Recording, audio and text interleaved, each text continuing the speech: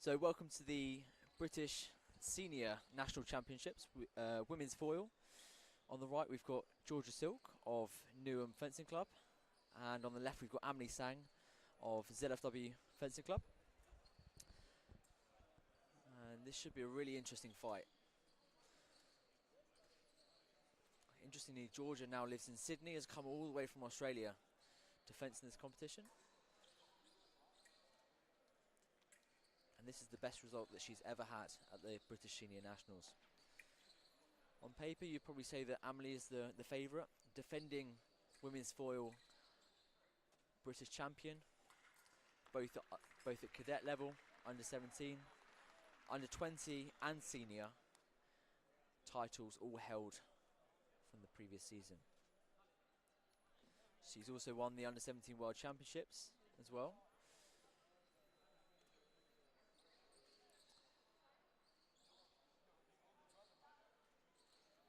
Referee Dan Hazelwood sensing a bit of hesitation there.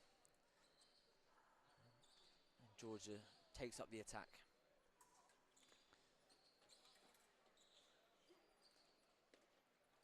Nice patient marching attack there from Amelie. Nice power post there from Amelie again.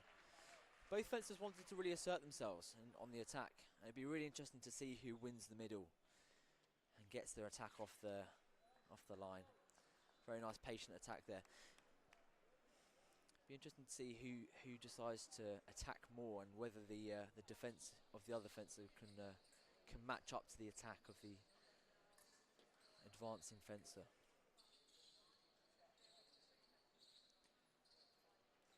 See that active footwork there from Georgia, stepping in and out of that threshold. Positioning herself to open up the target on her fencing arm side and then sort of scooting out the way there.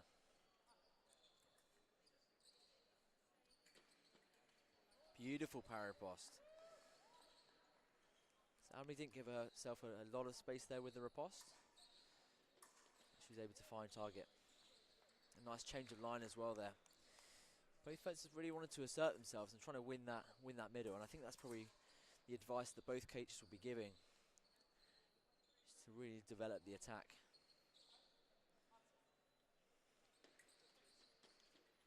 There we go, there we see another attack. A lovely long lunge from Amelie, using that accelerating footwork.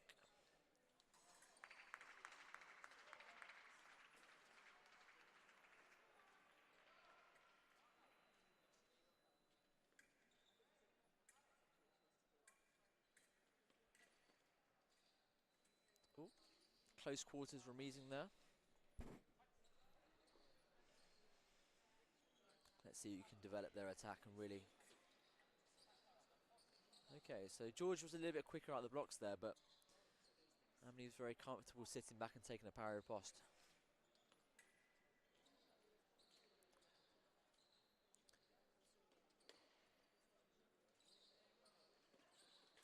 There's that patience.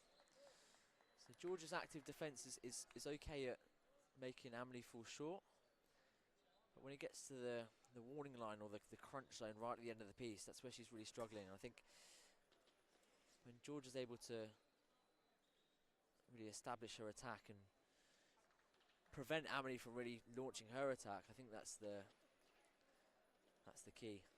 There we go. See, that's what happens when Georgia really pushes forwards and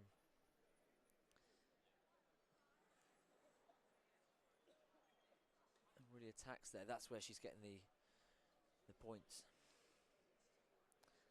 That's the advice that Coach Pierre Harper is probably giving to Georgia here, is just to really get nice and quick off the blocks and be really patient with that attack. Both fencers employing that patient marching attack, not committing to any provocation from the other fencer, really choosing to finish only when the other fencer counterattacks. And obviously whichever fencer wins the middle has that slight advantage when they're pressing forwards. So it's all about having that really aggressive footwork in the middle and proving to the referee Dan Hazelwood that they have the attention to attack. There we go, there's that real fast, aggressive footwork from Amelie. There we go. Once again, it's another simple attack.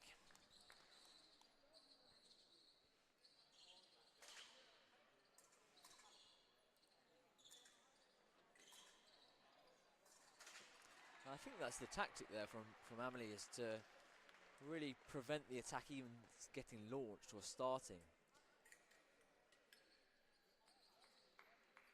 And not giving Georgia the space to really develop that attack.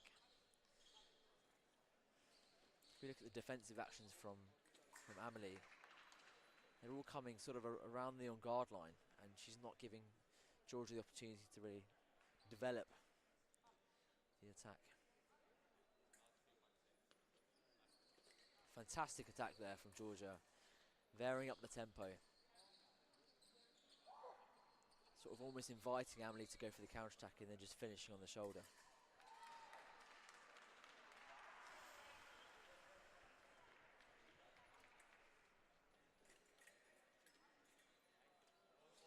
Slightly scrappy hit there, but Amelie's just able to just find a remise and just sort of power through. And she's had a little bit of success in the fight by doing that. When it gets to close quarters, it's often very nice. Very, very nice. Parry post there. Yeah, Georgia thinks twice about attacking because Amelie has got that very nice parry post. Let's see if Georgia can do something defensively. Oh, a second intention parry post there from Amelie as well.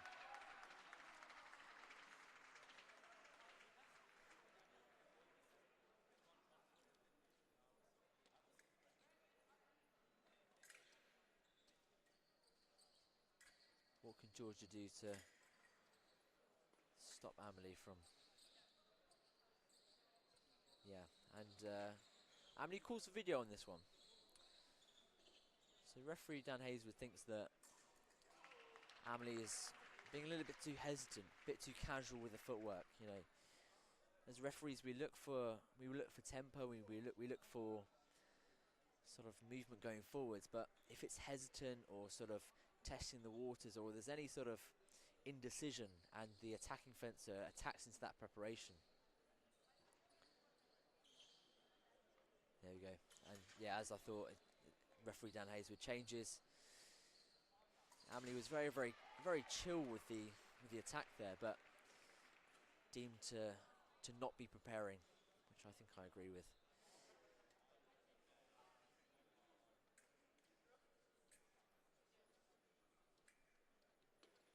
Oh, fantastic attack there. See, when Georgia's able to get the attacks going, she's really effective. But just the defense that's maybe let her down a little bit. Running out of ideas a little bit, but she's done amazingly to come this far. This is her best result at any senior nationals. She's previously come third at the under-23 nationals, but this is a great result for Georgia. Well worth the trip over from the other side of the world.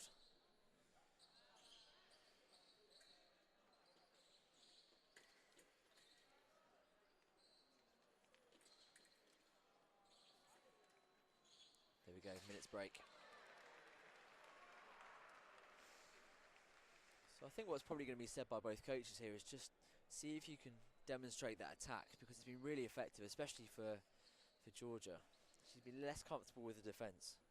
So when she's able to get the attack started, really use the whole piece and be really sort of patient with the attack, with an explosive varying of tempo, varying of speed against Amelie, that's when she's been really effective. Amelie, I think it's just about remaining calm.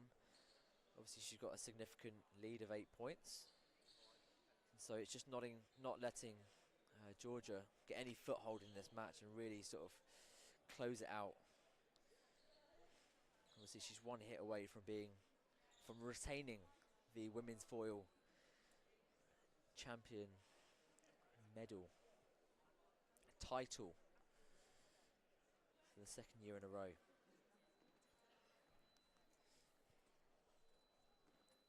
And we look at the previous fights that Amelie's had. 15-5 against Buckley, 15-12 against Wagstaff.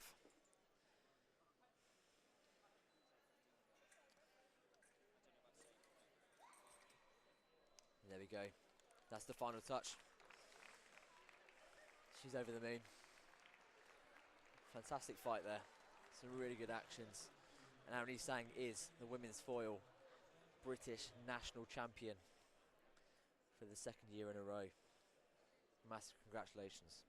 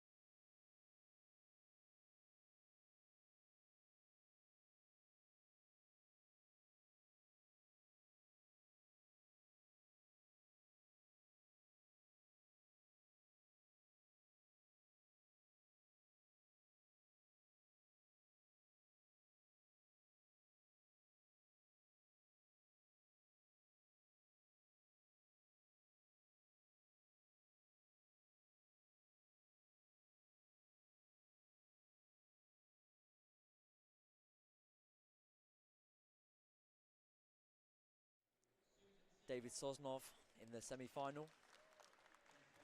Jaimie beating veteran by this point, Harry Bird, in his semi-final. And both fencers, I feel, won't be happy with coming home with the silver today. If we look at them on paper, so Jaimie in the 2022-23 season in Sabadell Junior World Cup, he won, came third this year in Sabadell.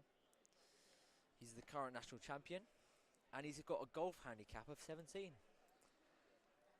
On the left, we've got Kamal, silver and bronze medals at Satellites this season, and obviously lost to Jaimie last season in the same competition. It'll be interesting to see what mindset he goes in with. These two fencers have history of fencing each other multiple times. And recently, Jaimie has always come out just slightly on top, but it's always a close fight between these two fencers. Kamal is very aggressive, very physical, does the fundamentals very, very well. Very driven. He doesn't need any external motivation. Jaimie's very, very calm, cool, collected.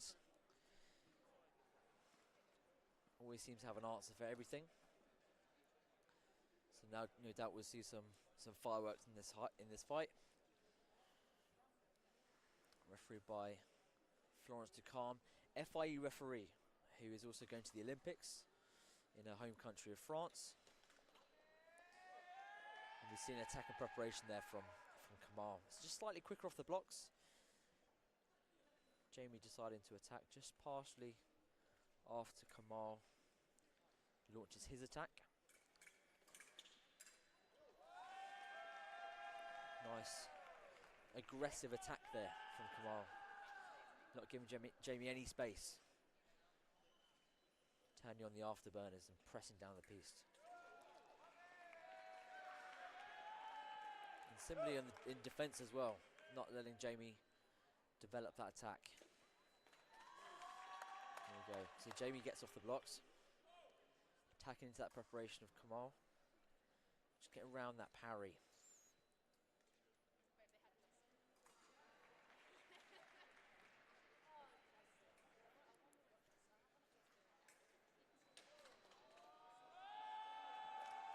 Jaimie goes to video on that one. From where I'm sitting, I think I might agree with that one. But Flo, very, very experienced referee. Referee many seasons. She does senior competitions. And she gives it to the left. She gives it a taco fair. So Jaimie hits the blade at exactly the same time as Kamal hits the blade. She gives it beat attack to Kamal. It's very easy when you're sitting at an angle to empathise with the fencer that's closest to you. You think their attack is always the one that starts first, or you always think it's their blade contact, which is often the thing that coaches struggle with, is that they can't empathise that they've got two fencers on the piste. They always think that it's their fencer's touch. Whereas obviously the referee in the perfect position midway between both fencers. Jaimie just using that athleticism. So he presses and he lets Kamal find that parry there. But he doesn't let Kamal get the riposte, because he closes that distance and he remises in and sneaks it all the way through.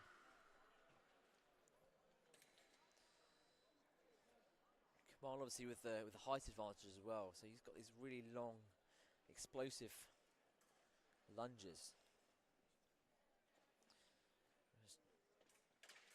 Jaimie is very active, in and out of distance. See that stepping in and out of that threshold. Playing with Kamal's distance.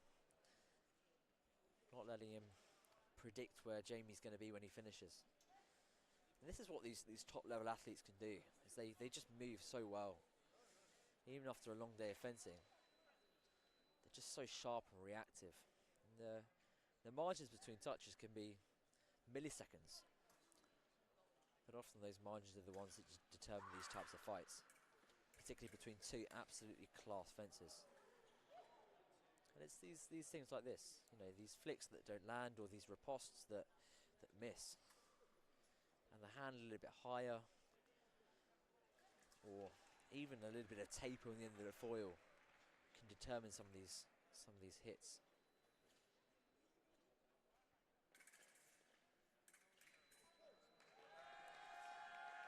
Nice patience there from Kamal, really pressing. I think Jaimie's yet to really go on the offensive here.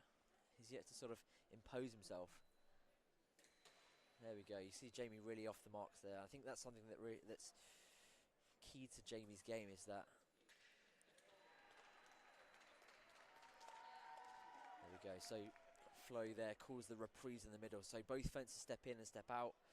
And Flo calls Jaimie restarting before Kamal there. So even though Kamal maybe finishes in a better, more sort of conventional position, Flo thinks that Jaimie's restarted with a feet. And I think, if I was to hedge my bets, I think she's got this one spot on. But once again, I've got the bias of being off to the side here. Here we go. So she explains to Kamal.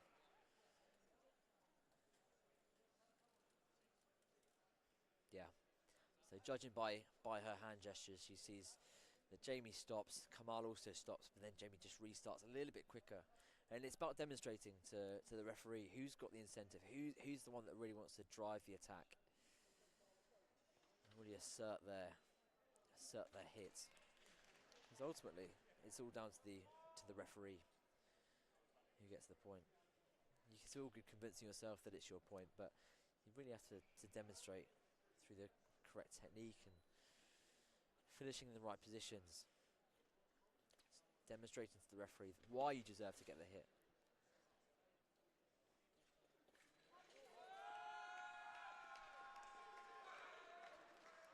Jaimie thinking that he's got the preparation there, but I think the window that he created, maybe waited a little bit too long. And Kamal finishes his long, patient attack there. Kamal's obviously got the three hit lead now, so it's interesting to see how he maintains this. And maybe a little bit of a naive hit there from Jaimie, trying to go for the point in line. And he hasn't had heaps of success in this fight so far, trying to go for that point in line.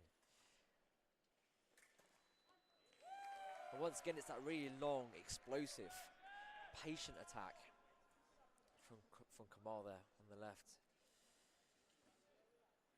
He just seems pretty relentless at the moment. And obviously it's been a very, very long season for both fencers. Jaimie just coming back from the Junior World Championships in Riyadh, Saudi Arabia, where they put up a great fight against America, narrowly losing, unfortunately.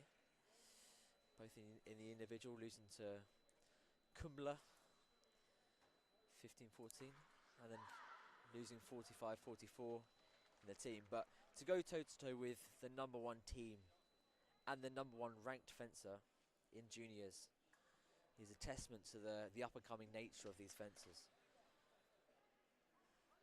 Both fencers heavily involved with seniors as well. So going off to Hong Kong after this competition for a competition there. These fences are powered by Duracell batteries, other brands available. But they're just like Duracell bunnies. They just go and go and go. Just fueled by the taste of winning. Taking each hit as it comes.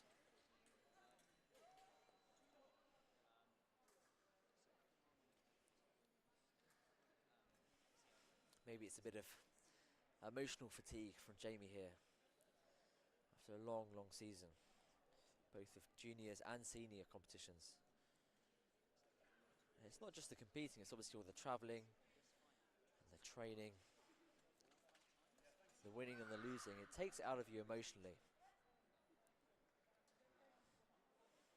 But speaking to Jaimie's coach and dad, Keith Cook, he just seems to love it. There's no pressure. Just seems to relish the pressure. He lives for it. He loves fencing. You know, when fencers compete so much, there could be a tendency to fall out of love for the sport a little bit, but just seems to love the fencing. But we can see here that Kamal is very, very calm, very composed. There's not lots of shouting. There's not lots of aggression. And we can see that in almost the floating with the footwork here. Very calm. Seems to has an answer for everything. At the moment, it's all one-way traffic. This patient attack. There we go. As we go off for the minute's break. So I wonder what's going to be said here by both coaches. I think for Kamal, I think the conversation with Paweł Osmanski, Polish junior world champion and coach at Fencers Club London, the conversation will be pretty much a lot of the same. Not to be phased, just to keep nice and calm and collective. Just to really not switch off and not give Jaimie Cook here any sort of foothold in the match. And for Jaimie, I think the real message from Keith here would be to have the desire and the belief that he can win. And Jaimie does like a comeback, and it's you know, frequently he goes down by multiple hits, but the question will be, can he come back from this 6-point deficit that he's got here? And has he got the mental fortitude and the physical endurance to persevere and bring the fight back to Kamal? There you go. So here's that active footwork, in and out of distance, mixing up the tempo, provoking with the feet, with a hand, trying to find something. There we go. So really nicely timed counter attack there. Unfortunately coming up on target. Showed his hand a little bit there, but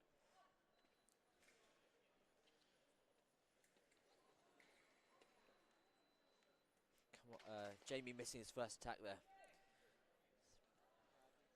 So Jaimie misses his first attack. Kamal's is off target. Oh, nice flick to the back there from Jaimie. Unfortunately just off target on the glutamus maximus of Kamal. A little bunny hop in there from Jaimie.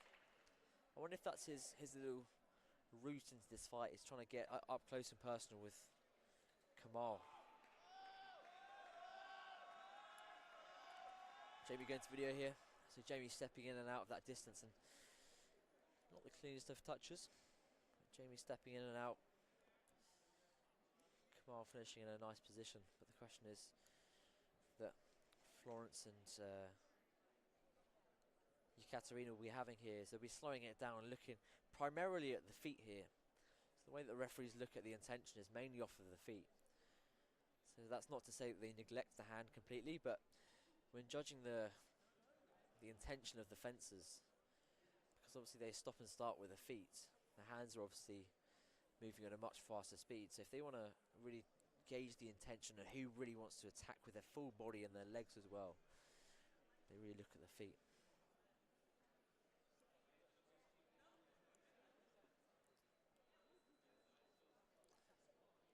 So I think the point there was annulled, so called together.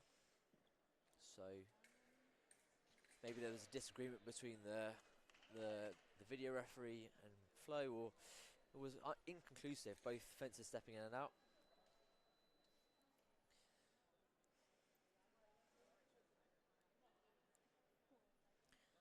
This fight is by far over, you know. Jaimie maybe a little bit too impatient there.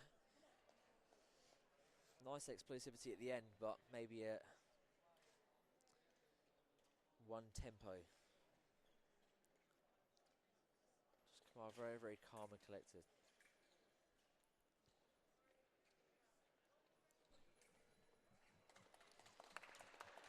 Nice flesh there, actually.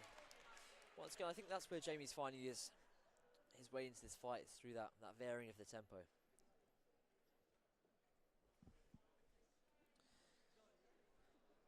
As Jaimie calls for medical, I think he's done something maybe to his wrist or to his hand. I think this happened previously in the fight, and just that flesh was a flesh too many. Yeah, gesturing to the medic here. It's almost going up his forearm as well. Maybe it's a recurring injury that he's had from previous fights. Obviously, these fencers can be doing, you know, tens of competitions in a season, and obviously it puts a physical toll on their bodies. You know, famously, fencing is not kind to limbs and joints, and it's very uncommon for a fencer to go through their whole career without picking up some sort of niggle or injury.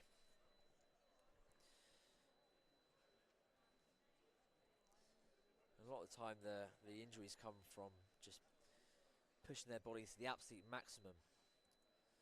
No wonder why we see so many injury breaks in semi-finals and finals, because these fencers are really pushing themselves to the max.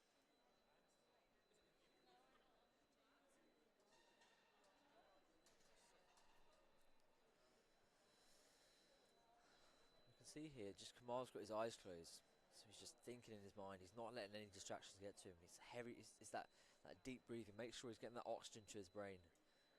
Not letting any distractions get to him. And I think that's been a theme throughout the whole match, actually. Is that she's been very, very calm. Obviously, practicing that mindfulness. His other coach, Ben Peggs, practicing mindfulness at club, and it's one thing that maybe gets neglected by a lot of fencers is the physical aspect. You know, going to the gym, and that strength and conditioning is really focused upon. Obviously, the sparring as well, but it's that mental readiness and that fortitude, and not letting distractions get to fencers is equally as important, because these fencers know how to attack, they know how to parry across, they can counter-attack all day long. But the thing that's controlling all of it is deciding when to and how to. And without wanting to use the cliche of fencing being a physical game of chess, obviously it's very, very mental. And this is why it's very easy for fencers to overcomplicate and overthink and try and second guess what their fencer's doing. It's like playing rock, paper, scissors.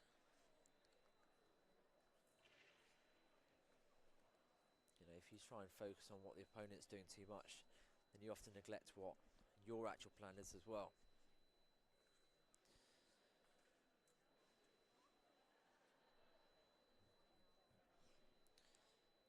interested to see what happens from this dynamic. You know, whether this injury break will change the dynamic of this fight. Now Jaimie's had time to readjust and have his medical treatment, but if anything, it's caused a natural pause to fencing. And whilst he's having his arm massaged or his forearm manipulated, he's probably thinking in his mind, how can I overcome this 5-point deficit that I've got here? Because these fencers are, you know, they're too good to have one fundamental flaw in their fencing. There's not going to be one gaping hole in their ability. So it's all about seeing what's going to work on that one individual hit. You know, has the opponent rushed it too much? Have they, you know, misjudged the distance?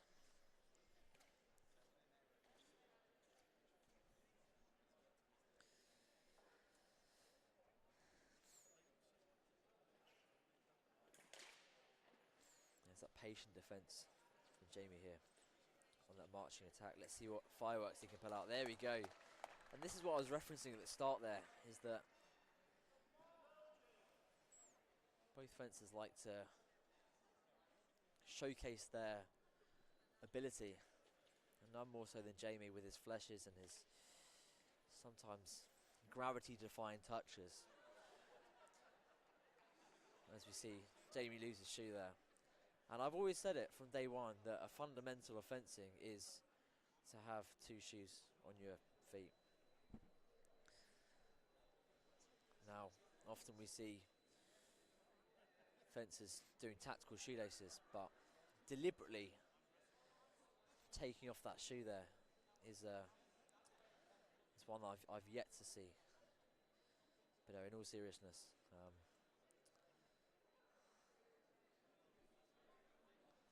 everyone with a big grin, even referee Florence de Calm with a big grin on her face. Maybe his footwork was too active for his shoes.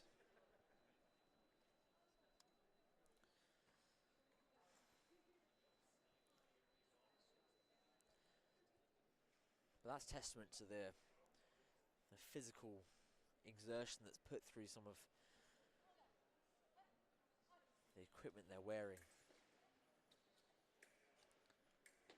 There we go, here's that footwork. There's the fireworks. You know, both Jaimie and Sosnov are up-and-coming fencers. They love unconventional touches, just showing Kamal something maybe that he's not used to. And that's often something that we see, particularly in lots of senior competitions, is touches like this is really showing that physical ability, but sometimes it's the unconventional fences that really progress. You know, doing the bread and butter, the simple action sometimes just isn't enough, and we can see that. You know, Jaimie's got a little bit more of a foothold in this match, obviously reducing that. There we go. Yeah, lovely beat attack there from Jaimie, but you can see he's clawing his way back into the fight here, and he seems to have a little bit more sort of ingenuity, a bit more sort of vocabulary with his actions here. There we go. And he's got a bit more confidence, and we can see that he's really growing into this fight. And maybe they stopped that, you know, the injury break or the minutes break that came at an unfortunate time, or Jaimie deliberately taking off that shoe there to change the dynamic of the fight. But there we go, we can see Kamal exerting that presence again. And I reckon this is going to go right down to the wire.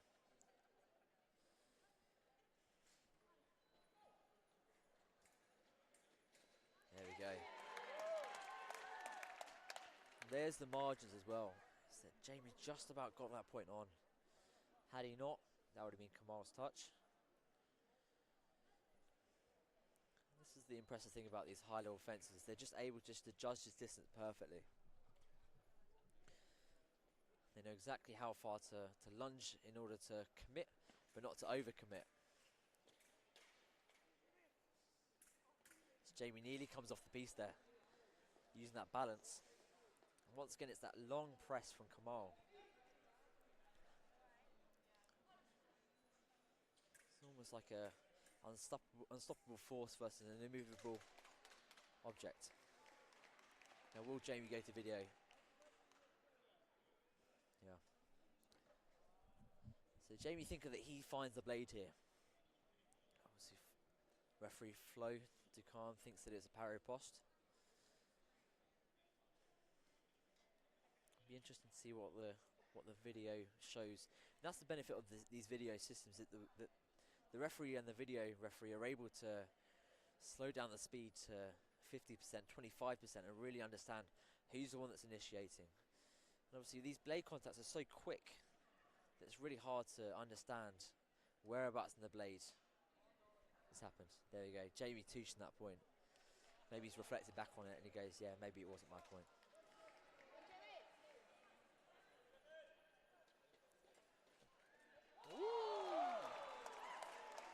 Excuse my sound effect there, but there we go. These are the touches that the crowd love to see. Even the opposing Fencers Club London fans. There we go, reprise there. Yeah.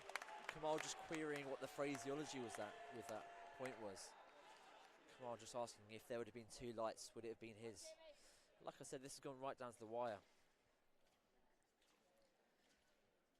Fine margins. There we go. Beautiful parry post there. Kamal pressing, drawing that counter attack and then just parry posting. And it takes real courage to do that. Real courage. Because a slight misjudge of distance or disengage with the counter attack and... Oh, there we go. There we go. There we go. As Kamal celebrates. Kisses to the crowd. What a great, great fight from both fencers. What a fantastic spectacle by both fencers. And this is what the crowd love to see. This is what really showcases British fencing as a whole. Some great fencing. And no doubt both athletes will be battling not only in the rankings, but I'm sure next year at the British Nationals, both athletes will be there, medaling, battling for these positions. What a true spectacle of fencing from two of the best British fencers that we have to offer. And there we go, Kamal Minott, British fencing national men's foil champion, and you can see how much that means to him. Absolutely delighted. Years of misery has been corrected in the 2023-24 season. And it's testament to his coaches, Pavel Osmansky, Ben Peggs, and of course, Dominik Sokolovic.